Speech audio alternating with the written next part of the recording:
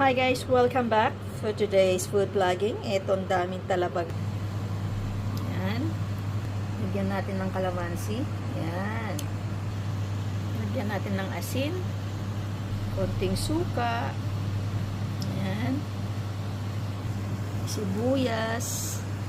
Then ginger. Mix natin. Yan. Lagyan ng konting paminta.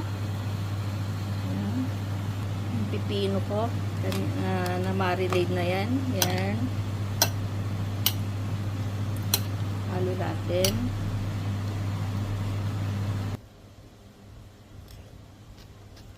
Oh, talaba. Sarap lagyan ng chili. Yan.